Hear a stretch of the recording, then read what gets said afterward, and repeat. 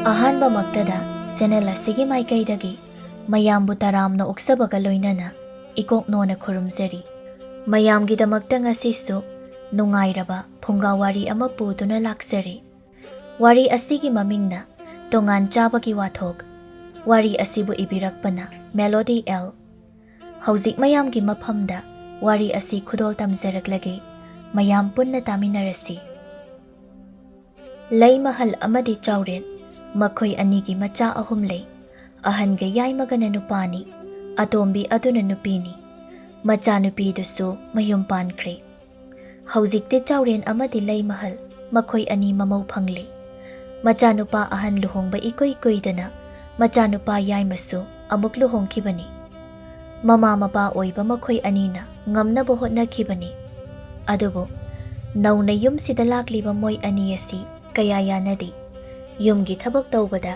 ꯌꯥꯝꯅ ꯂꯧꯇꯥꯅꯕ ꯍꯥꯏꯕꯗꯨ ꯑꯣꯏ꯫ ꯃꯁꯤꯅ ꯃꯔꯝ ꯑꯣꯏꯗꯨꯅ ꯌꯨꯝ ꯑꯁꯤꯗ ꯁꯤꯠꯍꯟꯅꯤꯡꯗꯕ ꯅꯨꯡꯁꯤꯠ ꯑꯃꯗꯤ ꯑꯗꯨꯃꯛ ꯁꯤꯜꯂꯛꯂꯤ꯫ ꯃꯧ ꯑꯍꯜ ꯑꯣꯏꯔꯤꯕꯤ ꯇꯔꯨꯕꯤꯅ ꯅꯨꯃꯤꯗꯥꯡ ꯋꯥꯏꯔꯝ ꯑꯗꯨꯗ ꯃꯈꯨꯠꯇ ꯁꯨꯝꯖꯤꯠ ꯑꯃ ꯄꯥꯏꯗꯨꯅ ꯃꯥꯡꯒꯣꯜ ꯑꯗꯨ ꯋꯥꯏ ꯁꯤꯠꯂꯤ꯫ ꯃꯆꯤꯜ ꯑꯗꯨꯗꯁꯨ ꯑꯁꯨꯝꯅ ꯍꯥꯏꯔꯤ: "ꯋꯥꯏ ꯁꯤꯠꯄꯁꯦ ꯃꯥꯅ ꯇꯧꯒꯗ꯭ꯔꯥ ꯍꯥꯏꯅ ꯈꯟꯕꯅꯤ, ꯇꯧꯗꯦꯅꯦꯁꯦ, ꯑꯩꯅ ꯑꯗꯨꯝ ꯁꯤꯠꯄ ꯇꯥꯕꯅꯦꯕ꯫ ꯃꯥꯅ ꯃꯀꯦ ꯁꯦꯝꯗꯨꯅ ꯂꯩꯔꯒ ꯑꯩꯅ ꯌꯨꯝꯒꯤ ꯊꯕꯛ ꯇꯧꯕ, ꯑꯩꯁꯦ ꯃꯥꯒꯤ ꯃꯆꯦꯅꯤ ꯍꯥꯏꯕꯁꯦ ꯃꯥ ꯈꯪꯗ꯭ꯔꯕ ꯃꯥꯜꯂꯤꯅꯦ꯫ ꯈꯪꯒꯅꯤ, ꯅꯨꯃꯤꯗꯥꯡꯒꯤ ꯆꯥꯛ ꯑꯁꯤ ꯃꯥꯅ ꯊꯣꯡꯍꯟꯒꯦ꯫ ꯑꯩꯅ ꯏꯃꯨꯡꯁꯤꯒꯤ ꯊꯕꯛ ꯄꯨꯝꯅꯃꯛ ꯂꯣꯏꯅ ꯇꯧ ꯍꯥꯏꯕꯗꯨꯗꯤ ꯑꯩ ꯉꯝꯂꯣꯏꯕ."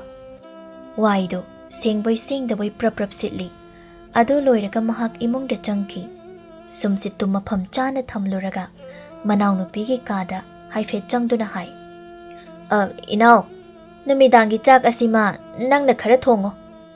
ꯋꯥꯍꯩꯁꯤ ꯇꯥꯕꯗ ꯍꯤꯞꯇꯨꯅ ꯂꯩꯔꯝꯕ ꯍꯌꯥꯏꯅꯨ ꯐꯨꯛ ꯍꯧꯒꯠꯂꯛꯏ꯫ ꯑꯗꯨꯒ ꯃꯆꯦꯕꯨ ꯌꯦꯡꯗꯨꯅ ꯍꯥꯏ: "ꯀꯩꯅꯣ ꯏꯆꯦ? ꯏꯆꯦꯅ ꯍꯥꯏꯕꯤꯔꯤꯕ ꯑꯗꯨꯕꯨ ꯀꯔꯤꯅꯣ? ꯅꯨꯃꯤꯗꯥꯡꯒꯤ ꯆꯥꯛ ꯑꯁꯦ ꯅꯪꯅ ꯈꯔ ꯊꯣꯡꯉꯣ ꯍꯥꯏꯕ, ꯑꯁꯨꯛ ꯐꯖꯅ ꯍꯥꯏꯁꯦ ꯇꯥꯗ꯭ꯔꯕ ꯀꯩꯅꯣ?" "ꯑꯦ, ꯑꯩꯗꯤ ꯀꯔꯤ ꯇꯧꯕꯒꯤ ꯅꯨꯃꯤꯗꯥꯡꯒꯤ ꯆꯥꯛꯁꯦ ꯊꯣꯡꯗꯣꯏꯕ? ꯑꯩꯗꯤ ꯉꯝꯂꯣꯏ꯫ ꯀꯩꯅꯣ ꯍꯥꯏꯕꯅꯤꯗ, ꯑꯌꯨꯛꯁꯨ ꯑꯩꯅ ꯊꯣꯡ, ꯅꯨꯃꯤꯗꯥꯡꯁꯨ ꯑꯩꯅ ꯊꯣꯡꯉꯣ ꯑꯗꯨꯗꯤ ꯀꯅꯥꯅ ꯉꯝꯖꯄꯣꯠꯅꯣ? ꯑꯩꯗꯤ ꯉꯝꯂꯣꯏ."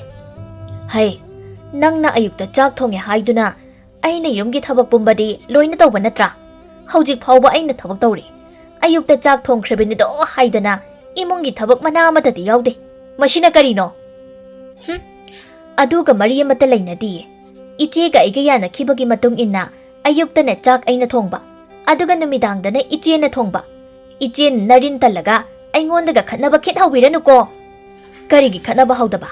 ꯉꯁꯥꯏ ꯅꯣꯡꯐꯨꯡ ꯉꯥꯟꯕꯗꯒꯤꯅ ꯍꯧꯖꯤꯛ ꯐꯥꯎꯕ ꯊꯕꯛ ꯇꯧꯕ ꯂꯦꯞꯇ꯭ꯔꯤꯕꯅꯤ ꯑꯩ꯫ ꯅꯪꯗꯤ ꯐꯅ ꯀꯨꯏꯅꯕꯨ ꯄꯣꯊꯥꯔꯦ, ꯑꯩꯗꯤ ꯆꯥꯛ ꯊꯣꯡꯕ ꯁꯨꯡꯉꯝ ꯉꯝꯂꯔꯣꯏ."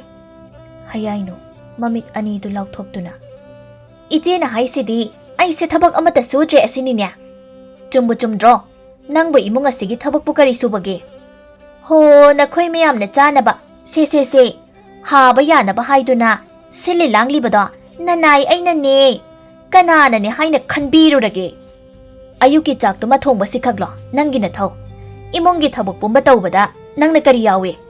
ꯑꯩꯅ ꯇꯧꯕ ꯊꯕꯛ ꯄꯨꯝꯅꯃꯛ ꯎꯅ ꯎꯁꯤꯟꯅꯗꯕ ꯁꯥꯗꯨꯅ ꯅꯪ ꯂꯩꯕ ꯅꯠꯇ꯭ꯔꯣ? ꯑꯗꯨꯅ ꯅꯨꯃꯤꯗꯥꯡꯒꯤ ꯆꯥꯛ ꯑꯁꯤꯃ ꯅꯪꯅ ꯊꯣꯡꯒꯗꯕꯅꯤ꯫ ꯑꯩꯗꯤ ꯊꯣꯡꯕ ꯁꯨꯡꯉꯝ ꯉꯝꯂꯔꯣꯏ." "ꯍꯣꯏ, ꯑꯩꯈꯣꯏꯁꯨ ꯉꯝꯂꯣꯏ." "ꯃꯔꯩ ꯅꯠꯇꯅ ꯃꯔꯩꯒ ꯌꯥꯝ ꯇꯧꯕꯤꯔꯛꯀꯅꯨꯗ, ꯅꯔꯤꯟ ꯇꯜꯂꯤꯗꯤ ꯍꯥꯏꯅꯤꯡꯗꯦꯅꯦ." "ꯍꯣ, ꯑꯩꯈꯣꯏꯗꯤ ꯅꯪꯗꯧꯅ ꯅꯔꯤꯟ ꯇꯟꯖꯗꯤꯌꯦ." "ꯑꯗꯨꯒꯤꯔꯣ ꯆꯥꯛ ꯊꯣꯡꯕ ꯇꯟꯕꯒꯤ ꯑꯩꯉꯣꯟꯗ ꯈꯠꯅꯕ ꯍꯧꯕꯤꯔꯤꯕ ꯑꯁꯤꯕꯣ?"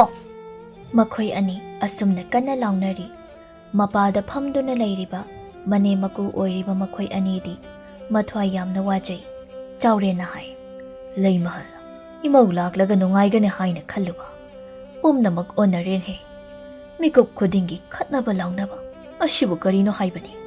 ꯃꯈꯣꯏ ꯄꯥꯕꯨꯡ, ꯑꯩꯅꯕꯨ ꯀꯔꯤ ꯍꯥꯏꯔꯨꯒꯅꯤ?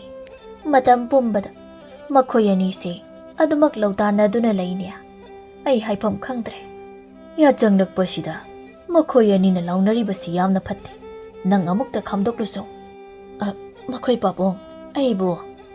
"ꯃꯈꯣꯏ ꯑꯅꯤꯅ ꯂꯥꯎꯅꯔꯤꯕꯁꯦ ꯆꯥꯛ ꯊꯣꯡꯕꯒꯤ ꯃꯥꯜꯂꯤ꯫ ꯂꯩꯃꯍꯜ, ꯆꯥꯛꯁꯦ ꯅꯪꯅ ꯑꯣꯏꯅ ꯈꯔ ꯊꯣꯡꯗꯣꯛꯎꯔꯣꯅꯦ꯫ ꯅꯪꯕꯨ ꯋꯥꯒꯗ꯭ꯔꯥ? ꯆꯥꯛ ꯊꯣꯡꯕꯕꯨ ꯀꯌꯥꯝ ꯋꯥꯕ ꯊꯕꯛꯅꯣ ꯃꯈꯣꯏ ꯄꯥꯕꯨꯡ?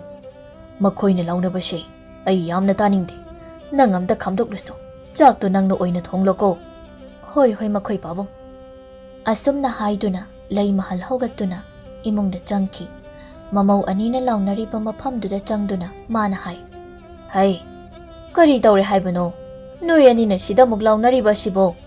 Hayainuna mamada hai. Ima, tu, ichena aingonda khatnaba hauribani. Ayuk khudingi aina chak thongbani. Aina chak thongbada ai kanamtada karibda haide.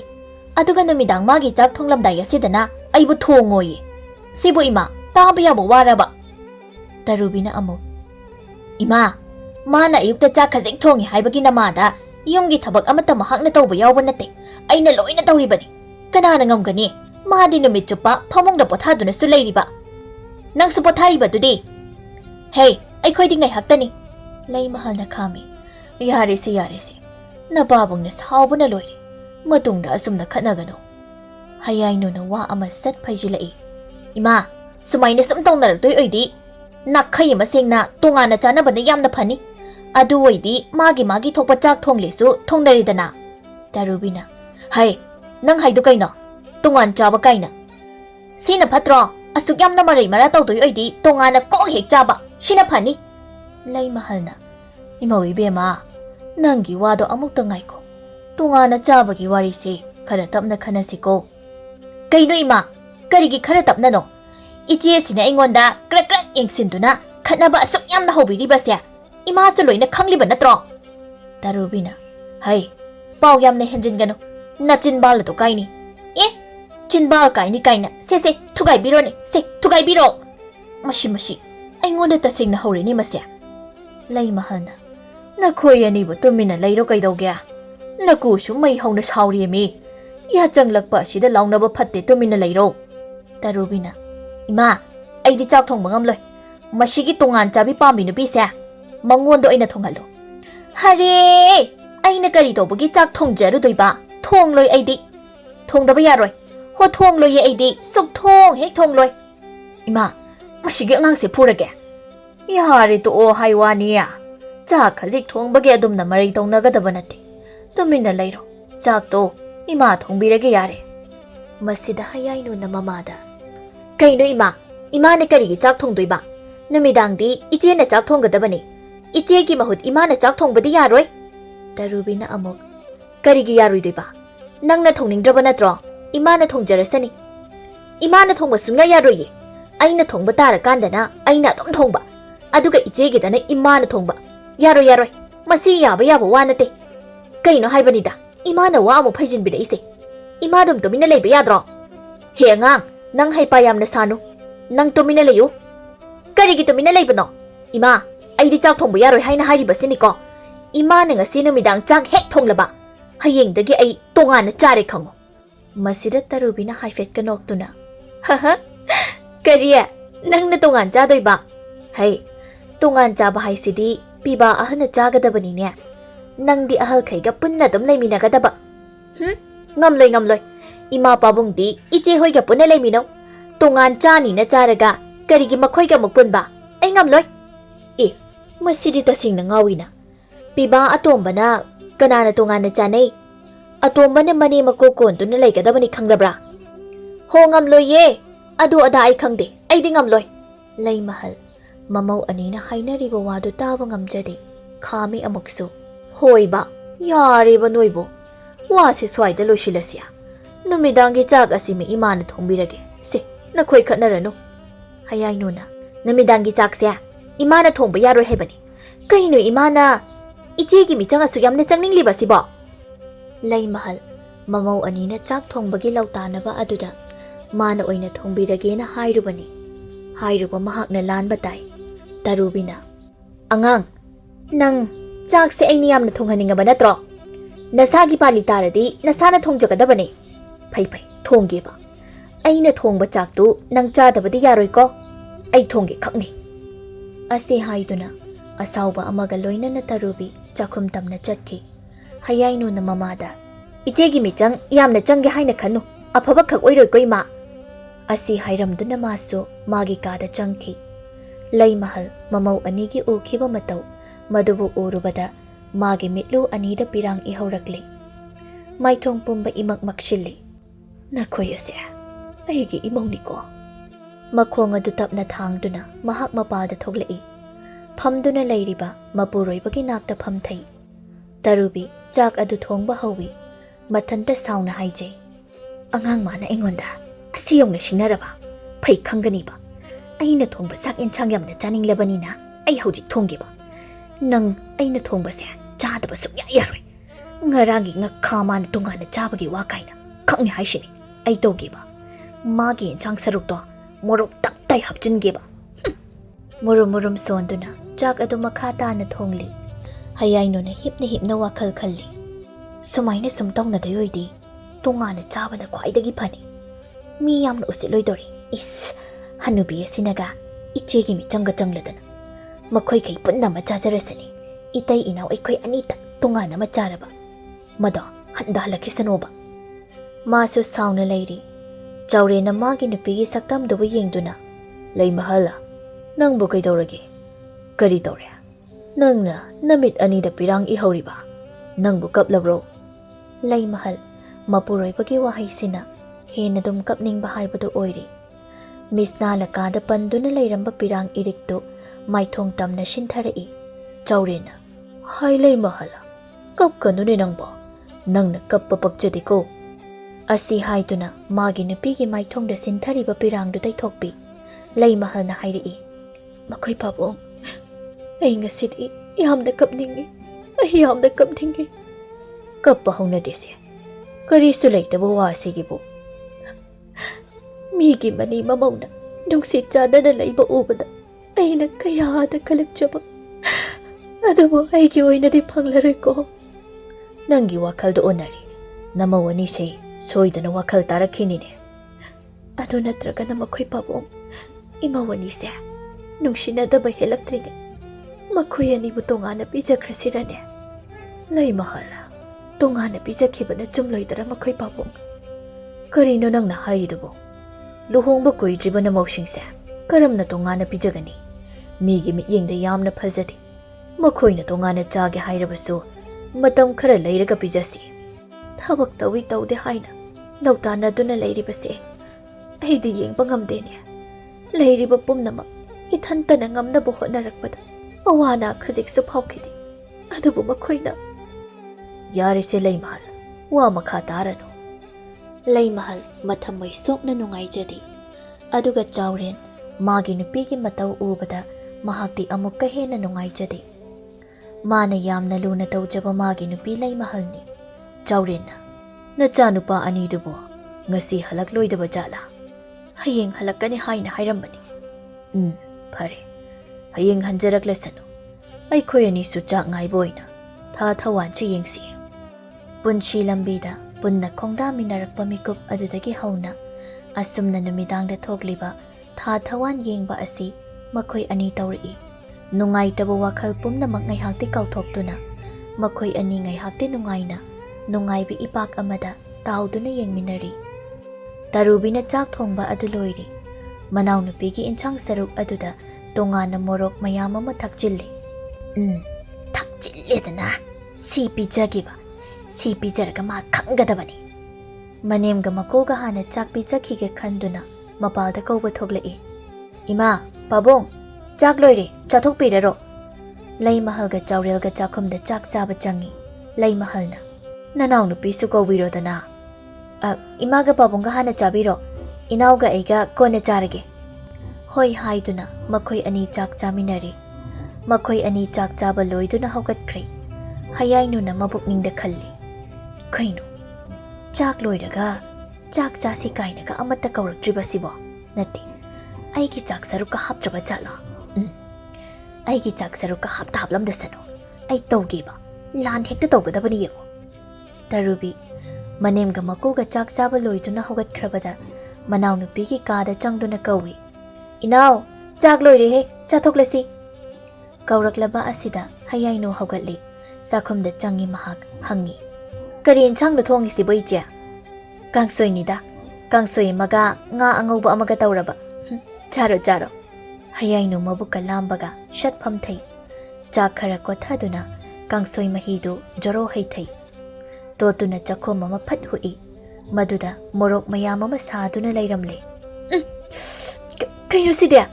Tarubi na kangdaba saduna. Kay tawragi inaw. ꯃꯌꯥꯗꯒꯤ ꯆꯥꯛꯇꯣ ꯃꯈꯥꯗ ꯂꯣꯏꯅ ꯑꯣꯊꯣꯛꯏ ꯑꯗꯨꯒ ꯃꯆꯦꯗ ꯑꯣꯟꯁꯤꯟꯗꯨꯅ ꯀꯔꯤ ꯏꯟꯁꯥꯡꯅꯣ ꯁꯤꯕꯣ ꯃꯣꯔꯣꯛ ꯉꯥꯛꯇ ꯊꯥꯛꯆꯤꯜꯂꯕ꯭ꯔꯥ ꯀꯩꯅꯣ ꯀꯩꯅꯣꯗ ꯀꯩꯁꯨ ꯇꯧꯔꯝꯂꯣꯏ ꯀꯩꯁꯨ ꯇꯧꯗꯕ ꯍꯥꯏꯕꯨ ꯀꯩꯅꯣ ꯏꯟꯁꯥꯡꯕꯨ ꯑꯁꯨꯝꯅ ꯊꯣꯡꯕ ꯀꯅꯥꯅ ꯍꯧꯅꯕꯒꯦ ꯏꯃꯥꯈꯣꯏ ꯄꯥꯕꯨꯡꯈꯣꯏ ꯆꯥꯈ꯭ꯔꯤꯕ ꯑꯁꯤ ꯀꯔꯤꯁꯨ ꯍꯥꯏꯔꯝꯗꯦꯅ ꯏꯆꯦꯒꯤꯁꯦ ꯊꯑꯣꯏꯅ ꯑꯩꯒꯤ ꯏꯟꯁꯥꯡ ꯁꯔꯨꯛꯇ ꯃꯣꯔꯣꯛ ꯉꯥꯛꯇ ꯍꯥꯞꯆꯤꯜꯂꯤꯕ꯭ꯔꯥ ꯀꯔꯤꯅꯣꯗ ꯀꯔꯤ ꯋꯥꯉꯥꯡ ꯁꯉꯥꯡꯅꯣ ꯆꯨꯝꯕ ꯆꯨꯝꯗ꯭ꯔꯣ ꯍꯥꯞꯆꯤꯜꯂꯝꯅꯤꯌꯦ ꯁꯣꯏꯗꯅ ꯑꯩ ꯈꯣꯏꯗꯧ ꯌꯥꯝ ꯁꯧꯒꯠꯂꯤꯗ ꯏꯆꯦꯒꯤꯁꯦ ꯑꯩꯕꯨ ꯎꯁꯤꯠꯇꯕ ꯑꯃ ꯌꯥꯎꯔꯤꯌꯦ ꯃꯣꯔꯣꯛ ꯁꯥꯕꯅꯁꯨ ꯃꯔꯩꯗꯨ ꯇꯤꯡꯊꯣꯛꯇꯨꯅ ꯍꯨꯍꯥ ꯀꯥꯝꯃꯤ ꯃꯥꯒꯤ ꯃꯇꯧꯗꯨ ꯎꯕꯗ ꯇꯔꯨꯕꯤꯗꯤ ꯃꯣꯃꯣ ꯅꯣꯛꯆꯔꯤ ꯍꯌꯥꯏꯅꯨ ꯁꯥꯎꯕꯅ ꯂꯣꯏꯔꯦ ꯑꯩꯕꯨ ꯆꯥꯛ ꯆꯥꯗꯅꯕ ꯍꯥꯏꯗꯨꯅ ꯏꯆꯦꯅ ꯑꯁꯨꯝꯅ ꯇꯧꯔꯤꯕꯅꯤ ꯍꯥꯏꯕꯁꯦ ꯑꯩ ꯈꯪꯂꯤꯕꯅꯤ ꯉꯁꯤꯗꯒꯤ ꯑꯩ ꯏꯆꯦꯒ ꯄꯨꯟꯅ ꯆꯥꯕꯤꯅꯕ ꯉꯝꯂꯣꯏ ꯑꯩ ꯇꯣꯉꯥꯟꯅ ꯆꯥꯔꯅꯤ ꯍꯩ ꯇꯣꯉꯥꯟꯅ ꯆꯥꯕ ꯇꯥꯔꯁꯨ ꯑꯩꯅ ꯑꯣꯏꯅ ꯆꯥꯒꯗꯕꯅꯤ ꯄꯤꯕꯥ ꯑꯍꯜꯅ ꯇꯣꯉꯥꯟꯅ ꯆꯥꯕ ꯍꯥꯏꯕꯁꯦ ꯍꯧꯅ ꯁꯥꯅꯤ ꯍꯣ ꯍꯧꯅ ꯁꯥꯒꯦꯔꯥ ꯍꯧꯅ ꯁꯥꯔꯣꯏꯔꯥ ꯑꯩꯗꯤ ꯍꯌꯦꯡꯗꯒꯤ ꯇꯣꯉꯥꯟꯅ ꯆꯥꯔꯅꯤ ꯍꯥꯏꯁꯤꯅꯤ ꯃꯈꯣꯏ ꯑꯅꯤꯅ ꯂꯥꯎꯅꯔꯤꯕꯁꯤ ꯆꯥꯎꯔꯦꯟꯒ ꯂꯩꯃꯍꯜꯒꯁꯨ ꯇꯥꯏ ꯆꯥꯎꯔꯦꯟꯅ ꯀꯝꯗꯧꯅꯤ ꯅꯃꯧ ꯅꯨꯄꯤ ꯑꯅꯤꯁꯤꯗꯤ ꯎꯅꯕ ꯌꯥꯗꯕ ꯍꯨꯏ ꯍꯧꯗꯣꯡ ꯅꯨꯡꯉꯥꯏꯈ꯭ꯔꯦ ꯑꯃꯨꯛꯁꯨ ꯍꯧꯔꯛꯂꯕ ꯃꯈꯣꯏ ꯄꯥꯕꯨꯡ ꯑꯩ ꯋꯥꯈꯜ ꯇꯥꯗ꯭ꯔꯦ ꯇꯣꯉꯥꯟꯅ ꯍꯦꯛ ꯄꯤꯖꯗ꯭ꯔꯤ ꯐꯥꯎꯕ ꯏꯃꯨꯡ ꯑꯁꯦ ꯏꯪꯒꯅꯤ ꯍꯥꯏꯕ ꯑꯩ ꯊꯥꯖꯗ꯭ꯔꯦ ꯑꯣꯟꯊꯣꯛꯅ ꯄꯥꯝꯖꯈꯤꯗ꯭ꯔꯕ ꯊꯕꯛꯅꯤꯗ ꯃꯇꯥꯡ ꯃꯇꯝꯒꯤ ꯃꯇꯨꯡ ꯏꯟꯅ ꯇꯣꯉꯥꯟꯅ ꯑꯗꯨꯝ ꯆꯥꯔꯛꯇꯧꯕ ꯂꯩꯔꯕꯅꯤ ꯑꯁꯨꯛ ꯌꯥꯝꯅ ꯉꯥꯏꯉꯝꯗꯕ ꯑꯁꯤꯕꯨ ꯀꯔꯤꯅꯣ ꯍꯩ ꯂꯥꯎꯅꯔꯤꯕꯁꯤ ꯑꯃꯨꯛꯇ ꯈꯥꯝꯂꯨꯁꯨ ꯅꯪ ꯅꯨꯃꯤꯗꯥꯡꯁꯤꯗꯕꯀꯣ ꯂꯩꯃꯍꯜ ꯍꯧꯒꯠꯇꯨꯅ ꯆꯪꯂꯛꯏ ꯃꯃꯧ ꯅꯨꯄꯤ ꯑꯅꯤꯕꯨ ꯌꯦꯡꯗꯨꯅ ꯅꯈꯣꯏ ꯑꯅꯤꯕꯨ ꯑꯃꯨꯛ ꯀꯩꯗꯧꯅꯔꯦ ꯍꯌꯥꯏꯅꯨꯅ ꯍꯥꯏ ꯏꯃꯥ ꯇꯨ ꯌꯦꯡꯉꯣ ꯏꯆꯦꯅ ꯑꯩꯒꯤ ꯏꯟꯁꯥꯡ ꯁꯔꯨꯛ ꯑꯁꯤꯗ ꯊꯑꯣꯏꯅ ꯃꯣꯔꯣꯛ ꯉꯥꯛꯇ ꯍꯥꯞꯆꯤꯜꯂꯤꯕ ꯃꯣꯔꯣꯛ ꯁꯥꯃꯟꯗꯅ ꯏꯟꯁꯥꯡ ꯑꯁꯤ ꯆꯥꯕ ꯉꯝꯗ꯭ꯔꯦ ꯏꯃꯧ ꯑꯍꯜ ꯅꯪꯗꯤ ꯀꯔꯤ ꯇꯧꯕꯒꯤ ꯅꯅꯥꯎꯒꯤ ꯏꯟꯁꯥꯡ ꯁꯔꯨꯛꯇ ꯃꯣꯔꯣꯛ ꯉꯥꯛꯇ ꯍꯥꯞꯆꯤꯜꯂꯤꯕ ꯇꯔꯨꯕꯤꯅ ꯈꯨꯝꯃꯤ ꯏꯃꯥ ꯅꯃꯧ ꯑꯇꯣꯝꯕꯤꯒꯤ ꯃꯁꯛꯁꯦ ꯍꯦꯛ ꯅꯨꯡꯁꯤꯔꯛꯇꯕ ꯑꯩꯅ ꯊꯣꯡꯕ ꯆꯥꯛ ꯏꯟꯁꯥꯡ ꯌꯥꯝꯅ ꯆꯥꯅꯤꯡꯂꯕꯅꯤꯅ ꯄꯤꯖꯒꯦ ꯍꯥꯏꯗꯨꯅ ꯑꯩꯅ ꯊꯑꯣꯏꯅ ꯇꯧꯕꯅꯤ ꯃꯣꯔꯣꯛ ꯑꯁꯨꯕꯁꯦ ꯍꯥꯞꯀꯦ ꯍꯥꯏꯅ ꯊꯑꯣꯏꯅ ꯑꯩꯅ ꯍꯥꯞꯆꯤꯟꯕ ꯏꯃꯥ ꯏꯆꯦꯅ ꯍꯥꯏꯔꯤꯁꯦ ꯇꯥꯔꯤꯗꯅ ꯃꯕꯨꯛ ꯌꯥꯝꯅ ꯐꯠꯇꯕ ꯅꯨꯄꯤꯅꯤ ꯑꯁꯦ ꯏꯃꯥ ꯏꯆꯦꯒ ꯄꯨꯟꯅ ꯆꯥꯃꯤꯟꯅꯕꯗꯤ ꯑꯩ ꯉꯝꯂꯣꯏ ꯍꯌꯦꯡꯗꯒꯤ ꯑꯩ ꯇꯣꯉꯥꯟꯅ ꯆꯥꯖꯔꯅꯤ ꯍꯩ ꯑꯩꯅ ꯅꯪꯉꯣꯟꯗ ꯄꯤꯕꯥ ꯑꯇꯣꯝꯕꯅ ꯇꯣꯉꯥꯟꯅ ꯆꯥꯅꯗꯦ ꯍꯥꯏꯁꯤ ꯅꯪꯕꯨ ꯅꯅꯥꯗꯨ ꯇꯥꯗꯕ꯭ꯔꯅꯦꯍꯦ ꯍꯣ ꯆꯥꯅꯒꯦꯔ ꯆꯥꯅꯔꯣꯏꯔ ꯑꯩꯗꯤ ꯆꯥꯔꯅꯤ ꯍꯥꯏꯔꯤꯕꯁꯤꯅꯤ ꯅꯪꯒ ꯆꯥꯛꯈꯨꯝ ꯄꯨꯟꯕꯗꯤ ꯑꯩ ꯁꯨꯡꯉꯝ ꯉꯝꯂꯣꯏꯌꯦ ꯉꯝꯗ꯭ꯔꯒ ꯇꯣꯛꯎꯅ ꯇꯣꯛꯀꯦꯅ ꯑꯩꯗꯤ ꯍꯌꯦꯡꯗꯒꯤ ꯇꯣꯉꯥꯟꯅ ꯆꯥꯔꯅꯤ ꯍꯣ ꯑꯩꯁꯨ ꯍꯌꯦꯡꯗꯒꯤ ꯇꯣꯉꯥꯟꯅ ꯆꯥꯔꯅꯤ ꯑꯩꯒꯤ ꯃꯇꯧꯒ ꯌꯥꯝꯅ ꯇꯝꯂꯛꯀꯅꯨꯀꯣ ꯏꯆꯦ ꯑꯁꯤ ꯍꯥꯏꯔꯝꯗꯨꯅ ꯃꯍꯥꯛ ꯄ꯭ꯔꯞ ꯊꯣꯛꯈꯤ ꯂꯩꯃꯍꯜꯅ ꯃꯃꯧ ꯅꯨꯄꯤꯗ ꯅꯈꯣꯏ ꯑꯅꯤꯁꯤꯕꯨ ꯀꯔꯝ ꯍꯥꯏꯅ ꯉꯥꯡꯅꯔꯁꯤꯒꯦꯅꯦ ꯑꯩꯕꯣ ꯇꯔꯨꯕꯤꯅ ꯍꯥꯏ ꯏꯃꯥ ꯍꯌꯦꯡꯗꯒꯤ ꯅꯃꯧ ꯑꯩ ꯇꯣꯉꯥꯟꯅ ꯆꯥꯖꯔꯒꯦ ꯏꯃꯥꯒ ꯄꯥꯕꯨꯡꯒꯗꯤ ꯍꯌꯥꯏꯅꯨ ꯍꯣꯏꯒ ꯄꯨꯟꯅ ꯆꯥꯃꯤꯟꯅꯔꯣ ꯑꯁꯤ ꯍꯥꯏꯔꯝꯗꯨꯅ ꯃꯥꯁꯨ ꯊꯨꯅ ꯊꯣꯛꯈ꯭ꯔꯦ ꯂꯩꯃꯍꯜ ꯍꯥꯏꯐꯝ ꯈꯪꯗ ꯂꯦꯞꯇꯨꯅ ꯂꯩꯍꯧꯏ ꯀꯔꯤꯅꯣ ꯑꯩꯅ ꯍꯧꯖꯤꯛ ꯇꯧꯒꯗꯕ ꯀꯅꯥꯒꯤ ꯋꯥꯅꯣ ꯑꯩꯅ ꯇꯥꯒꯗꯕ ꯆꯥꯏꯗꯨꯅ ꯂꯩꯔꯤꯕ ꯀꯣꯂꯤꯛ ꯋꯥꯏꯔꯝꯗꯨꯗ ꯃꯨꯟꯅ ꯌꯦꯡꯉꯤ ꯂꯩꯃꯍꯜ ꯇꯞꯅ ꯐꯝꯊꯩ ꯂꯨꯈꯥꯛ ꯆꯒꯨꯝ ꯑꯗꯨ ꯃꯈꯨꯠꯅ ꯁꯦꯡꯖꯤꯜꯂꯤ ꯑꯁꯨꯝꯅ ꯑꯍꯤꯡ ꯑꯁꯤꯃ ꯍꯧꯈ꯭ꯔꯦ ꯃꯊꯪꯒꯤ ꯅꯨꯃꯤꯠꯅꯤ ꯑꯌꯨꯛ ꯑꯗꯨꯗꯅꯤ ꯍꯌꯥꯏꯅꯨ ꯃꯅꯤꯡꯒꯤ ꯋꯥꯄꯜ ꯑꯁꯣꯝꯗ ꯆꯪꯉꯤ ꯍꯧꯔꯤꯕ ꯋꯥ ꯄꯥꯝꯕꯤꯁꯤꯡ ꯑꯗꯨꯗ ꯃꯨꯟꯅ ꯌꯦꯡꯉꯤ ꯃꯊꯟꯇ ꯍꯥꯏꯖꯩ ꯋꯥ ꯈꯔ ꯌꯥꯜꯂꯒ ꯃꯈꯥ ꯊꯪꯕꯁꯤꯗ ꯃꯇꯦꯛ ꯑꯃ ꯇꯞꯊꯣꯛꯂꯕ ꯑꯗꯨꯗ ꯆꯥꯛꯈꯨꯝ ꯑꯣꯏꯔꯕ ꯃꯈꯣꯏ ꯇꯌꯥꯏꯗꯣ ꯐꯠ ꯂꯥꯛꯂꯗꯤ ꯐꯒꯗꯕꯅꯤ ꯃꯥ ꯂꯥꯛꯇꯗꯅ ꯊꯕꯛ ꯑꯁꯤ ꯂꯣꯏꯅ ꯊꯤꯟꯊꯍꯜꯂꯦ ꯉꯁꯤꯒꯤ ꯅꯨꯃꯤꯠꯇ ꯑꯩ ꯇꯣꯉꯥꯟꯅ ꯆꯥꯅꯤꯕ ꯏꯁ ꯉꯔꯥꯡ ꯏꯆꯦꯅ ꯇꯧꯈꯤꯕ ꯃꯑꯣꯡꯗꯣ ꯑꯩꯒꯤ ꯄꯨꯟꯁꯤꯒꯤ ꯑꯣꯏꯅ ꯀꯥꯎꯕ ꯉꯝꯂꯣꯏ ꯑꯩꯒꯤ ꯏꯟꯁꯥꯡ ꯁꯔꯨꯛꯇ ꯃꯣꯔꯣꯛ ꯇꯞꯇꯥꯏ ꯑꯃ ꯍꯥꯞꯆꯤꯜꯂꯗꯅ ꯃꯈꯣꯏꯅ ꯊꯣꯛꯄ ꯑꯃ ꯆꯥꯖꯔꯁꯅꯤ ꯃꯔꯤꯟꯅ ꯃꯥꯅ ꯇꯜꯂꯒ ꯑꯩꯕꯨ ꯁꯨꯅꯤꯡꯗꯕꯤ ꯇꯥꯍꯟꯕ ꯑꯩꯁꯨ ꯑꯩꯅ ꯊꯣꯛꯄ ꯄꯤꯕꯥ ꯑꯇꯣꯟꯕ ꯑꯣꯏꯔꯒ ꯀꯩꯗꯧꯔꯒꯦ ꯍꯌꯥꯏꯅꯨ ꯑꯩꯅ ꯇꯣꯉꯥꯟꯅ ꯆꯥꯅꯤ ꯍꯥꯏꯔꯕꯗꯤ ꯑꯗꯨꯝ ꯆꯥꯔꯗꯕꯅꯤ ꯑꯁꯤ ꯍꯥꯏꯗꯨꯅ ꯌꯥꯟꯕ ꯌꯥꯕ ꯋꯥ ꯈꯔ ꯃꯍꯥꯛ ꯌꯦꯡꯉꯤ ꯇꯔꯨꯕꯤꯅ ꯃꯅꯥꯎꯅꯨꯄꯤꯅ ꯃꯅꯤꯡꯒꯤ ꯋꯥꯄꯜ ꯃꯔꯛꯇ ꯆꯪꯗꯨꯅ ꯂꯩꯔꯤꯕꯗꯨ ꯎꯔꯗꯨꯅ ꯍꯥꯏꯖꯩ ꯋꯥꯄꯜ ꯃꯔꯛ ꯑꯁꯤꯗ ꯃꯥꯅ ꯆꯪꯂꯤꯕ ꯑꯁꯤꯅ ꯀꯔꯤꯒꯤꯅꯣ ꯃꯥꯒꯤ ꯑꯁꯤꯕꯨ ꯋꯥ ꯌꯥꯅꯕ ꯀꯥꯏꯅ ꯌꯦꯡꯂꯤꯕ ꯖꯥꯠꯂꯥ ꯇꯣꯉꯥꯟꯅ ꯆꯥꯅꯤ ꯀꯥꯏꯅ ꯍꯥꯏꯈꯤꯕꯅꯤ ꯑꯉꯥꯡ ꯃꯥꯠꯇꯅꯗꯤ ꯉꯝꯍꯜꯂꯔꯣꯏ ꯀꯔꯤꯒꯤ ꯃꯥꯅ ꯇꯣꯉꯥꯟꯅ ꯆꯥꯕ ꯑꯩꯅ ꯁꯨꯡꯌꯥ ꯌꯥꯔꯣꯏ ꯍꯥꯏꯁꯤꯅꯤ ꯑꯍꯜ ꯑꯩꯈꯣꯏꯅ ꯇꯣꯉꯥꯟꯅ ꯆꯥꯒꯗꯕꯅꯤ ꯃꯈꯣꯏꯅ ꯏꯃꯥꯒ ꯄꯥꯕꯨꯡꯒ ꯀꯣꯜꯍꯧꯒꯗꯕꯅꯤ ꯍꯌꯥꯏꯅꯨ ꯃꯃꯥꯡꯂꯣꯝꯗ ꯑꯃꯨꯛ ꯂꯥꯛꯏ ꯊꯣꯡꯒꯥꯜ ꯑꯗꯣꯝꯗ ꯌꯦꯡꯗꯨꯅ ꯍꯧꯖꯤꯛ ꯐꯥꯎꯕ ꯂꯥꯛꯇꯦ ꯍꯥꯏꯕ ꯑꯩꯅ ꯁꯣꯝꯗ ꯇꯣꯉꯥꯟ ꯆꯥꯅꯤꯡꯕꯅ ꯉꯥꯎꯔꯀꯥꯟ ꯑꯁꯤꯗ Hayainuna manaunupi manakta changsinduna hai. Ayukti sanai bemana chak thongbigadabu oiramni. Chak to khara nganna amukta thongbiyuba. Aise ipamda thabak ama chatkadaba. Sak charaga chatkidrabadi. Hayainuna asumna khumlai. Hoi je, karige aina hojikpu chak amuk thongkigadoribano. Ngasi haiba numit asidagi ai tongana charadabani. Ngasidagi chakhum tokkhaire. Chakhum pundre. Ije khoidi imaga pabunga pullo. Chak thongbaduma ije na thonggera, ima na bu thongangera ama tawbiro. He ngang, nang haidu kaino, ha? Nang tongana yamna chaningbra, ha? Yamna chaningbro? Ho chaninge, tongana yamna chaninge, adugine aina haise. Nang na tongana chaba sungya yaroi. Tongan chaba tarabasu aina chagadabani. Nache aina chagadaba. Maduna ijegi wanidana. Aidi haikre. Ngasidagi tongana charani hairiba sini. Angang na ne, nangak yamna haigakano. Ai thabak chatpat hengkini. Chak to nang na prap thongluso. Kaino, thong laroi haina su phajana hairabasida hanjin adum hairibasibu karigino. Ije bu ngawrabro. Nang na ngangliba wada. Taba yaba wana tenya. Yagera yaroira. Aidi thongloye. Ije na thabak chatkadaba oiragana imabu thongalo. Aigi oinadi ngasidagi tongana charabani. Tarubidu asauba sum helaktuna khanglaw heklawi. Hey, nangi saibo sidrira. Nathaki ahana haibu wada yamna khumba sabro. Nachinda sugaini ko. Hayainus hanba laitana. Ije na wahai khudingda aigi china se. Thugaini hairibasi kaya yamle. Ngasidi ije na aigi chin thugaibra. Aine ije gi chin thugaibra haibado yengba taridana. Aine ije ni haiduna adum handuna leibasida yengnaba tariba. He. Nangna adumna hairaga aina mai leiduna chengadaba nate. Yengnaba taridana. Angang nangna ingonda usitribasi kuirabani. Ngasidi ngamthoknaba tai. Yengnaba taridana. Nakhongla nakhulama pek thudeke. Adu tada migi masak khangadabani. Nangna aigi ikhong ase thudeklaga aina phan chongduna leirani he. Nangbusu aina he yengnaba taridana. Ngamthoknaba ama yaudrabadi yaroidawri. Yengnarasi hekta. Asawbana hinmankibana makhoi ani jinna launarambadagi phan chongshinduna khutcha yaunarakli. Makhoi ani sumang mayai aduda masam phoinari. Yamna kanna phoinari hayainuna hai. Masamase hana sit nana phoidatke. Maru asi kokhalaka khangadabani. Nang tanadi ngamhaloi he aisu phoini. Asi haiduna makhoi ani yamna kanna phoinari. Yena khamaning lomdagi Chaurelga lei mahalga yamna thuna chenthorei. Sumang mayai aduda mamau nupi anina masam phoina duna khatnaribadu ui. Lei mahalna. Hai, karina noi anina tawrisia. Thadok none noibo. Leikai ko mai oiba tari. Karino ikai baga machet amada khangdrabro na khoyani bo. Thadok nau hairaga. Chaurena. Loiredana, loire. Aigi ijat pumnamak loire. Aigi yumgi sumang maktada. Aigi imau anina masam phoina duna khatnaraba. Loire hai loire ba. Lei mahalna. Thadok nau hairaga. Hai mawa tombia. Nangna ngang nangna khara halu hai. Nachegi samda loina phoiba tarin he. Mane hekta changsinduna khamdoklubagi pangal thauna de leite. Mamau anina khatnaribado tokna bahaiduna phanakanna khami. Adubu tokpa kauba leite. Tarubina. Ayo hekta samse singbi ka tawi. Magi masam khakta chingba sinadi yararoi. Khongpak asina su hekta kauragera. Asi haiduna makhong yetune hekta kaushili. Hayainuna amuk makhongnaga kaura ini adu oide aishu.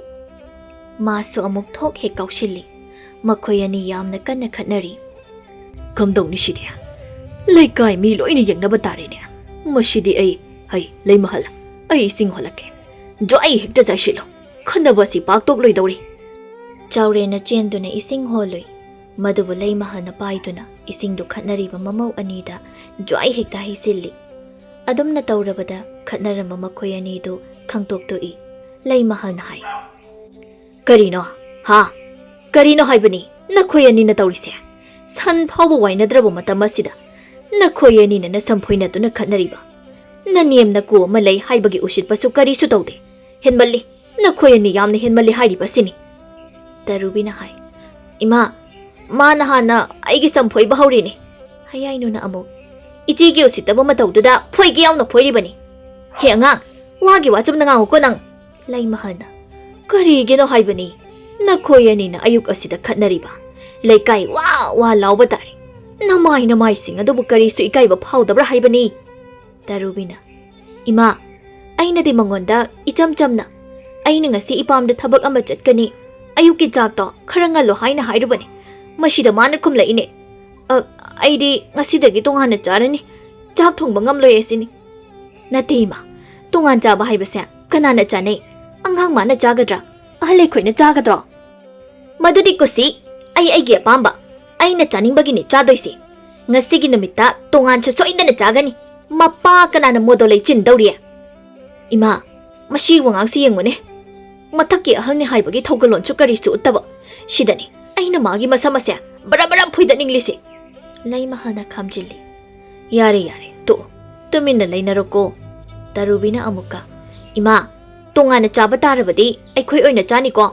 ꯏꯅꯥꯎꯒ ꯏꯃꯥꯈꯣꯏ ꯄꯥꯕꯨꯡꯈꯣꯏꯒ ꯄꯨꯟꯅ ꯑꯃ ꯆꯥꯃꯤꯟꯅꯧ ꯍꯌꯥꯏꯅꯨꯅ ꯑꯃꯨꯛ ꯍꯣꯏ ꯑꯩꯈꯣꯏꯗꯤ ꯉꯝꯖꯔꯣꯏ ꯀꯅꯥꯁꯨ ꯌꯦꯠꯄꯤꯗ ꯏꯇꯩ ꯏꯅꯥꯎ ꯈꯛꯇ ꯇꯣꯉꯥꯟꯅ ꯆꯥꯖꯒꯦ ꯃꯗꯨ ꯌꯥꯔꯣꯏ ꯍꯥꯏꯕꯅꯤꯅꯦ ꯌꯥꯒꯦꯔꯥ ꯌꯥꯔꯣꯏꯔꯥ ꯑꯩꯗꯤ ꯆꯥꯅꯤ ꯍꯥꯏꯔꯗꯤ ꯆꯥꯅꯤ ꯆꯥꯎꯔꯦꯟꯅ ꯃꯃꯧ ꯅꯨꯄꯤ ꯑꯅꯤꯗ ꯍꯪꯉꯤ ꯏꯄꯥ ꯋꯥ ꯑꯃ ꯍꯪꯒꯦ ꯇꯣꯉꯥꯟꯅ ꯆꯥꯕ ꯍꯥꯏꯕꯁꯤ ꯃꯇꯥꯡ ꯃꯇꯝꯅ ꯑꯗꯨꯝ ꯆꯥꯔꯛꯇꯧꯔꯕꯅꯤ ꯃꯁꯤꯗ ꯅꯈꯣꯏ ꯑꯅꯤꯅ ꯑꯁꯨꯛ ꯌꯥꯝꯅ ꯉꯥꯏꯉꯝꯗ꯭ꯔꯤꯕ ꯑꯁꯤꯅ ꯀꯔꯤꯒꯤ ꯇꯔꯨꯕꯤꯅ ꯈꯨꯝꯃꯤ ꯄꯥꯕꯨꯡ ꯁꯤꯒꯤ ꯋꯥꯁꯦ ꯑꯩꯅ ꯍꯥꯟꯅ ꯍꯥꯏꯕ ꯅꯠꯇꯦ ꯏꯅꯥꯎꯅꯨꯄꯤꯅ ꯍꯥꯟꯅ ꯍꯥꯏꯕꯅꯤ ꯀꯩꯅꯣꯗ ꯑꯩꯉꯣꯟꯗ ꯒꯤꯠ ꯍꯦꯛꯇ ꯅꯝꯕꯤꯔꯤꯕ ꯑꯁꯤꯕꯣ ꯅꯪꯅ ꯍꯥꯟꯅ ꯇꯣꯉꯥꯟꯅ ꯆꯥꯕꯒꯤ ꯋꯥꯁꯦ ꯄꯨꯊꯣꯔꯛꯄ ꯅꯠꯇ꯭ꯔꯣ ꯌꯥꯝ ꯉꯝꯃꯤꯅ ꯅꯪꯗꯤ ꯆꯥꯎꯔꯦꯟꯅ ꯑꯃꯨꯛꯀ ꯅꯠꯇꯦ ꯅꯈꯣꯏ ꯑꯅꯤꯕꯨ ꯌꯥꯝꯅ ꯇꯣꯉꯥꯟꯅ ꯆꯥꯅꯤꯡꯂꯕ꯭ꯔꯅꯦ ꯏꯀꯨꯅꯗꯤ ꯌꯨꯝꯁꯤꯗ ꯑꯩꯈꯣꯏ ꯄꯨꯟꯅ ꯅꯨꯡꯁꯤ ꯆꯥꯟꯅꯅ ꯂꯩꯃꯤꯟꯅꯕ ꯄꯥꯝꯕꯅꯤ ꯇꯔꯨꯕꯤꯅ ꯈꯨꯝꯃꯤ ꯄꯥꯕꯨꯡ ꯃꯗꯨꯃ ꯑꯣꯏꯔꯔꯣꯏ ꯃꯁꯤꯒꯤ ꯃꯧ ꯃꯆꯥꯁꯦ ꯃꯕꯨꯛꯆꯦꯜ ꯌꯥꯝꯅ ꯐꯠꯇꯦ ꯍꯦ ꯀꯩꯅꯣ ꯅꯪ ꯍꯥꯏꯗꯣ ꯑꯩꯕꯨ ꯄꯨꯛꯆꯦꯜ ꯐꯠꯇꯦ ꯀꯥꯏꯅ ꯃꯕꯨꯛ ꯐꯠꯇ꯭ꯔꯤꯕ ꯑꯁꯤꯕꯨ ꯑꯩꯔꯣ ꯅꯪꯂꯣ ꯉꯔꯥꯡꯇ ꯅꯠꯇ꯭ꯔꯣ ꯑꯩꯒꯤ ꯏꯟꯁꯥꯡ ꯁꯔꯨꯛꯇ ꯃꯣꯔꯣꯛ ꯇꯞ ꯍꯥꯞꯆꯤꯟꯗꯨꯅ ꯂꯩꯔꯝꯕꯗꯣ ꯅꯕꯨꯛ ꯑꯗꯨ ꯐꯠꯇꯕꯒꯤ ꯍꯣ ꯍꯥꯞꯀꯦ ꯌꯥꯎꯅ ꯍꯥꯞꯆꯤꯜꯂꯤꯕꯅꯤ ꯈꯪꯉꯕ ꯆꯥꯎꯔꯦꯟꯅ ꯑꯃꯨꯛꯀ ꯍꯥꯏ ꯐꯔꯦ ꯅꯈꯣꯏ ꯑꯅꯤ ꯎꯅꯕ ꯁꯨꯡꯌꯥ ꯌꯥꯔꯔꯣꯏ ꯍꯥꯏꯕ ꯏꯀꯨꯅ ꯐꯖꯅ ꯈꯪꯂꯤ ꯑꯗꯨꯅ ꯅꯈꯣꯏꯅ ꯄꯥꯝꯂꯤꯕ ꯇꯣꯉꯥꯟꯅ ꯆꯥꯕ ꯍꯥꯏꯕꯗꯨ ꯉꯁꯤꯗꯒꯤ ꯆꯥꯖꯔꯣ ꯏꯀꯨꯅ ꯌꯥꯔꯦ ꯃꯈꯣꯏ ꯄꯥꯕꯨꯡ ꯀꯔꯤꯅꯣ ꯍꯥꯏꯕꯤꯔꯤꯕ ꯑꯗꯨꯕꯨ ꯆꯥꯎꯔꯦꯟꯅ ꯋꯥ ꯃꯈꯥ ꯇꯥꯏ ꯅꯈꯣꯏꯅ ꯇꯣꯉꯥꯟꯅ ꯆꯥꯔꯕ ꯃꯇꯨꯡꯗ ꯑꯁꯨꯝꯅ ꯍꯦꯛ ꯑꯃꯨꯛ ꯈꯠꯅꯔꯛꯂꯕ ꯅꯈꯣꯏꯅꯦ ꯏꯀꯨꯕꯨ ꯐꯠꯇꯦꯗꯤ ꯍꯥꯏꯒꯅꯨꯀꯣ ꯃꯈꯣꯏ ꯄꯥꯕꯨꯡ ꯋꯥꯍꯩꯗꯨ ꯑꯣꯟꯅꯔꯦꯅꯦ ꯅꯪꯕꯣ ꯂꯩꯃꯍꯜ ꯃꯈꯣꯏꯅ ꯄꯥꯝꯕ ꯇꯣꯉꯥꯟꯅ ꯆꯥꯕꯁꯦ ꯆꯥꯖꯈ꯭ꯔꯁꯅꯨ ꯃꯀꯨ ꯑꯩꯅ ꯑꯌꯥꯕ ꯄꯤꯔꯕꯅꯤ ꯃꯇꯥꯡ ꯑꯁꯤꯗ ꯊꯣꯡꯒꯥꯜꯗ ꯆꯪꯂꯛꯂꯤꯕ ꯃꯥꯒꯤ ꯃꯆꯥꯅꯨꯄꯥ ꯑꯅꯤꯅ ꯑꯁꯨꯝꯅ ꯍꯥꯏꯔꯛꯏ ꯄꯥꯕꯨꯡꯅ ꯌꯥꯔꯕꯁꯨ ꯅꯆꯥ ꯑꯩꯈꯣꯏꯅꯗꯤ ꯌꯥꯗꯦ ꯏꯃꯥ ꯄꯥꯕꯨꯡ ꯂꯩꯔꯤꯉꯩꯗ ꯀꯔꯤꯒꯤ ꯅꯆꯥ ꯑꯩꯈꯣꯏꯅ ꯇꯣꯉꯥꯟꯅ ꯆꯥꯖꯒꯅꯤ ꯄꯥꯕꯨꯡ ꯏꯃꯥ ꯅꯆꯥ ꯅꯃꯧ ꯑꯩꯈꯣꯏꯒ ꯄꯨꯟꯅ ꯂꯩꯃꯤꯟꯅꯈꯤꯁꯤ ꯃꯈꯣꯏ ꯂꯣꯏꯅ ꯌꯦꯡꯂꯛꯏ ꯆꯥꯎꯔꯦꯟꯅ ꯃꯆꯥꯅꯨꯄꯥ ꯑꯅꯤꯗ ꯌꯦꯡꯗꯨꯅ ꯍꯥꯏ ꯏꯄꯥꯒꯤ ꯏꯕꯨꯡꯉꯣ ꯃꯤꯗꯤ ꯃꯤ ꯑꯣꯏꯔꯒ ꯃꯤꯒꯤ ꯋꯥꯈꯜ ꯈꯟꯗꯕ ꯑꯁꯤꯃꯨꯛ ꯁꯥꯊꯤꯕ ꯂꯩꯇꯦꯀꯣ ꯑꯩꯅ ꯅꯨꯡꯁꯤ ꯍꯥꯏꯗꯨꯅ ꯍꯧꯖꯤꯛꯄꯨ ꯀꯔꯤ ꯇꯧꯔꯨꯅꯤ ꯃꯈꯣꯏꯒꯤ ꯑꯄꯥꯝꯕꯗꯣ ꯇꯧꯖꯔꯁꯅꯨ ꯂꯩꯃꯍꯜꯁꯨ ꯋꯥ ꯑꯃꯠꯇ ꯍꯥꯏꯕ ꯉꯝꯗꯦ ꯍꯌꯥꯏꯅꯨꯅ ꯃꯄꯨꯔꯣꯏꯕꯕꯨ ꯃꯈꯨꯠ ꯄꯥꯏꯗꯨꯅ ꯅꯥꯀꯜ ꯑꯃꯗ ꯆꯤꯡꯊꯣꯛꯏ ꯑꯗꯨꯒ ꯍꯥꯏ ꯃꯈꯣꯏꯗ ꯌꯥꯏ ꯅꯪꯅꯗꯤ ꯈꯪꯗ꯭ꯔꯤꯕ ꯄꯨꯟꯅ ꯂꯩꯃꯤꯟꯅꯕꯗ ꯅꯨꯡꯉꯥꯏꯇꯕ ꯃꯤ ꯌꯥꯝꯅ ꯂꯩ ꯍꯧꯖꯤꯛꯇꯤ ꯄꯥꯕꯨꯡꯅꯁꯨ ꯌꯥꯔꯦ ꯑꯩꯈꯣꯏ ꯑꯅꯤ ꯇꯣꯉꯥꯟꯅ ꯆꯥꯔꯁꯦ ꯑꯩꯅꯦ ꯅꯪ ꯍꯜꯂꯛꯄ ꯉꯁꯥꯏꯗꯒꯤ ꯉꯥꯏꯔꯤꯕꯅꯤ ꯃꯅꯤꯡꯗꯒꯤ ꯋꯥ ꯈꯔ ꯌꯥꯜꯂꯒ ꯃꯈꯥ ꯊꯪꯕꯁꯤꯗ ꯄꯥꯈꯟ ꯃꯆꯥ ꯑꯃ ꯇꯞꯊꯣꯛꯂꯁꯤ ꯃꯗꯨꯗ ꯆꯥꯛꯈꯨꯝ ꯑꯣꯏꯅꯅꯕ ꯇꯔꯨꯕꯤꯅ ꯃꯥꯒꯤ ꯅꯨꯄꯥꯗꯁꯨ ꯑꯁꯨꯝꯅꯃꯨꯛ ꯍꯥꯏ ꯃꯈꯣꯏ ꯇꯥꯆꯣ ꯅꯅꯥꯎ ꯅꯨꯄꯤ ꯑꯁꯦ ꯌꯥꯝꯅ ꯉꯝꯃꯤ ꯇꯨ ꯍꯧꯖꯤꯛꯇꯅꯤ ꯃꯥꯅ ꯑꯩꯒꯤ ꯁꯝ ꯑꯁꯤ ꯐꯣꯏꯔꯤꯕ ꯑꯩꯅ ꯆꯤꯡꯍꯤ ꯂꯨꯗꯨꯅ ꯂꯨꯅ ꯆꯥꯅ ꯊꯝꯖꯈ꯭ꯔꯕ ꯁꯝꯅꯦ ꯍꯥꯏꯕ ꯑꯩ ꯇꯁꯦꯡꯅ ꯃꯥꯒ ꯂꯩꯃꯤꯟꯅꯕ ꯀꯤꯔꯦ ꯏꯃꯥ ꯄꯥꯕꯨꯡꯅꯁꯨ ꯌꯥꯔꯕꯅꯤꯅ ꯑꯩꯈꯣꯏ ꯑꯅꯤ ꯇꯣꯉꯥꯟꯅ ꯆꯥꯔꯁꯤ ꯌꯥꯔꯣꯀꯣ ꯏꯇꯩ ꯏꯅꯥꯎ ꯑꯩꯈꯣꯏ ꯑꯅꯤ ꯈꯛꯇ ꯅꯨꯡꯉꯥꯏꯅ ꯂꯩꯁꯦꯕ ꯊꯣꯏꯕꯒ ꯁꯅꯥꯇꯣꯟꯒꯗꯨ ꯃꯤꯠꯀ ꯌꯦꯡꯅꯩ ꯋꯥꯗꯤ ꯑꯃꯠꯇ ꯉꯥꯡꯅꯗꯦ ꯃꯆꯤꯜ ꯃꯅꯥꯎ ꯃꯈꯣꯏ ꯑꯅꯤꯁꯤ ꯌꯥꯝꯅ ꯅꯨꯡꯁꯤꯅꯕꯅꯤ ꯃꯥꯒꯤ ꯅꯨꯄꯤꯅ ꯍꯥꯏꯔꯤꯕ ꯋꯥꯁꯤꯡ ꯑꯗꯨ ꯃꯈꯣꯏ ꯑꯅꯤ ꯇꯥꯏ ꯈꯪꯍꯧꯗꯅ ꯃꯥꯒꯤ ꯅꯨꯄꯤꯒꯤ ꯃꯈꯨꯗꯥꯡ ꯑꯗꯨꯗ ꯇꯥꯞ ꯄꯥꯏ ꯑꯗꯨꯒ ꯍꯦꯛꯇ ꯐꯨꯕ ꯍꯧꯏ ꯃꯇꯧꯗꯨꯗ ꯂꯩꯃꯍꯜ ꯏꯪꯉꯪꯉꯛꯏ ꯑꯆꯧꯕ ꯀꯔꯤꯅꯣꯅꯦ ꯅꯣꯏꯅ ꯇꯧꯔꯤꯕꯗꯨꯕꯣ ꯊꯣꯏꯕꯅ ꯃꯥꯒꯤ ꯅꯨꯄꯤꯕꯨ ꯐꯨꯗꯨꯅ ꯍꯥꯏꯌꯨ ꯇꯣꯉꯥꯟꯅ ꯆꯥꯕ ꯌꯥꯝꯅ ꯄꯥꯝꯕ꯭ꯔꯥ ꯅꯪ ꯍꯥꯏꯌꯨꯅꯦ ꯌꯥꯝꯅ ꯄꯥꯝꯕ꯭ꯔꯕ ꯁꯅꯥꯇꯣꯟꯅꯁꯨ ꯃꯅꯦ ꯃꯀꯨꯕꯨ ꯅꯨꯡꯁꯤꯕ ꯉꯝꯗꯕ ꯏꯃꯨꯡ ꯑꯃꯒꯤ ꯃꯤ ꯑꯃꯠꯇ ꯌꯥꯅꯗꯕ ꯑꯗꯨ ꯄꯨꯛꯆꯦꯜ ꯄꯤꯛꯄ ꯌꯥꯝꯅ ꯇꯣꯉꯥꯟꯅ ꯆꯥꯅꯤꯡꯕ꯭ꯔꯥ ꯅꯪꯅ ꯌꯥꯝꯅ ꯇꯣꯉꯥꯟꯅ ꯆꯥꯕ ꯄꯥꯝꯂꯒꯅ ꯍꯧꯖꯤꯛꯃꯛ ꯅꯪꯅ ꯄꯥꯝꯗ ꯆꯠꯇꯨꯅ ꯂꯩꯈꯤꯒꯗꯕꯅꯤ ꯅꯈꯣꯏ ꯑꯥꯅ ꯄꯥꯝꯗꯨꯗ ꯅꯪ ꯇꯣꯉꯥꯟꯅ ꯆꯥꯎꯆꯣ ꯐꯨꯕ ꯌꯥꯕ ꯈꯔ ꯐꯨꯔꯝꯃꯤ ꯆꯥꯎꯔꯦꯜꯒ ꯂꯩꯃꯍꯜꯒꯅꯁꯨ ꯈꯥꯝꯕ ꯉꯝꯗꯦ ꯇꯔꯨꯕꯤꯒ ꯍꯌꯥꯏꯅꯨꯒ ꯅꯥꯕꯅ ꯂꯣꯏꯔꯦ ꯊꯣꯏꯕꯅ ꯏꯪꯅ ꯂꯩꯖꯔꯝꯕ ꯏꯃꯨꯡ ꯑꯁꯤꯕꯨ ꯃꯊꯛ ꯃꯈꯥ ꯑꯣꯜꯍꯟꯕ ꯉꯁꯤꯃꯛ ꯅꯪ ꯌꯨꯝꯁꯦ ꯊꯥꯗꯣꯛꯇꯨꯅ ꯆꯠꯈꯤꯒꯗꯕꯅꯤ ꯇꯔꯨꯕꯤꯅ ꯀꯞꯇꯨꯅ ꯃꯈꯣꯏ ꯇꯥꯆꯧ ꯑꯩꯕꯨ ꯌꯨꯝꯁꯦ ꯊꯥꯗꯣꯛꯇꯨꯅ ꯆꯠꯈꯣ ꯍꯥꯏꯕ ꯑꯗꯨꯗꯗꯤ ꯍꯥꯏꯕꯤꯒꯅꯣ ꯍꯌꯥꯏꯅꯨꯅ ꯃꯄꯨꯔꯣꯏꯕꯒꯤ ꯃꯈꯣꯡ ꯀꯣꯟꯗꯨꯅ ꯀꯞꯇꯨꯅ ꯑꯩ ꯌꯨꯝꯁꯦ ꯊꯥꯗꯣꯛꯇꯨꯅ ꯆꯠꯄ ꯉꯝꯂꯣꯏꯌꯦ ꯆꯥꯎꯔꯦꯟꯅ ꯃꯆꯥ ꯑꯅꯤꯗ ꯍꯥꯏ ꯏꯕꯨꯡꯉꯣ ꯌꯥꯔꯦ ꯏꯃꯧ ꯑꯅꯤꯗ ꯈꯨꯠ ꯊꯥꯕ ꯂꯦꯞꯂꯣꯅꯦ ꯄꯥꯕꯨꯡ ꯃꯈꯣꯏꯅꯤꯁꯦ ꯌꯥꯝ ꯐꯠꯇꯕ ꯅꯨꯄꯤꯅꯤ ꯌꯨꯝꯁꯤꯗ ꯃꯈꯣꯏꯅꯤ ꯂꯩꯍꯟꯕ ꯆꯨꯝꯗꯦ ꯃꯄꯥꯝꯗ ꯆꯠꯇꯨꯅ ꯂꯩꯖꯈ꯭ꯔꯁꯅꯤ ꯃꯗꯨ ꯌꯥꯗꯦꯅꯦ ꯅꯣꯏꯕꯣ ꯇꯔꯨꯕꯤꯒ ꯍꯌꯥꯏꯅꯨꯒꯅ ꯆꯪꯁꯤꯜꯂꯛꯇꯨꯅ ꯃꯅꯦꯝꯒ ꯃꯀꯨꯒꯒꯤ ꯃꯈꯣꯡ ꯀꯣꯟꯗꯨꯅ ꯍꯥꯏꯖꯩ ꯏꯃꯥ ꯄꯥꯕꯨꯡ ꯅꯃꯧ ꯂꯥꯟꯖꯈ꯭ꯔꯦ ꯅꯃꯧꯅ ꯋꯥꯈꯜ ꯊꯦꯜꯂꯨꯕꯅ ꯃꯇꯝ ꯄꯨꯝꯕꯗ ꯋꯥꯈꯜ ꯂꯥꯟꯅ ꯈꯜꯂꯨꯔꯦ ꯅꯃꯧ ꯑꯅꯤꯕꯨ ꯑꯃꯨꯛꯇ ꯉꯥꯛꯄꯤꯌꯣ ꯃꯃꯤꯠꯇꯒꯤ ꯃꯄꯤ ꯁꯤꯟꯊꯗꯨꯅ ꯍꯥꯏꯖꯔꯤ ꯃꯃꯧ ꯑꯅꯤꯅ ꯑꯁꯨꯝꯅ ꯍꯥꯏꯔꯕꯗ ꯃꯅꯦ ꯃꯀꯨ ꯑꯣꯏꯕ ꯃꯈꯣꯏꯒꯤ ꯊꯃꯣꯏꯅ ꯍꯔꯥꯎꯅ ꯉꯥꯛꯄꯤꯔꯤ ꯌꯥꯔꯦ ꯌꯥꯔꯦ ꯍꯧꯒꯠꯆꯔꯣ ꯇꯔꯨꯕꯤꯒ ꯍꯌꯥꯏꯅꯨꯒ ꯌꯦꯡꯅꯗꯨꯅ ꯏꯆꯦ ꯑꯩꯈꯣꯏ ꯑꯃꯨꯛ ꯍꯟꯅ ꯇꯣꯉꯥꯟ ꯆꯥꯕꯒꯤ ꯋꯥꯈꯜ ꯈꯜꯂꯒꯨꯝꯁꯤ ꯏꯅꯦꯝ ꯏꯀꯨꯒꯤ ꯊꯧꯒꯜ ꯇꯧꯗꯨꯅ ꯌꯨꯝꯁꯤꯗ ꯑꯩꯈꯣꯏ ꯅꯨꯡꯁꯤ ꯆꯥꯟꯅꯅ ꯂꯩꯃꯤꯟꯅꯔꯁꯤ ꯏꯅꯥꯎ ꯑꯁꯤ ꯍꯥꯏꯗꯨꯅ ꯃꯈꯣꯏ ꯑꯅꯤ ꯀꯣꯟꯅꯗꯨꯅ ꯀꯞꯃꯤꯟꯅꯩ ꯑꯁꯨꯝ ꯇꯧꯅ ꯅꯨꯄꯥ ꯑꯣꯏꯕꯒꯤ ꯑꯃꯨꯛꯀꯤ ꯆꯩꯐꯨꯗ ꯍꯦ ꯇꯣꯡꯂꯝꯕ ꯅꯨꯄꯤ ꯑꯅꯤꯗꯨ ꯋꯥꯈꯜ ꯇꯥꯔꯛꯈꯤꯔꯝꯃꯤ ꯌꯨꯝ ꯑꯗꯨꯗ ꯃꯈꯣꯏ ꯑꯅꯤ ꯌꯥꯝꯅ ꯅꯨꯡꯁꯤ ꯆꯥꯟꯅꯅ ꯃꯅꯦ ꯃꯀꯨꯒꯤ ꯊꯧꯒꯜ ꯇꯧꯗꯨꯅ ꯂꯩꯈꯤꯔꯝꯃꯤ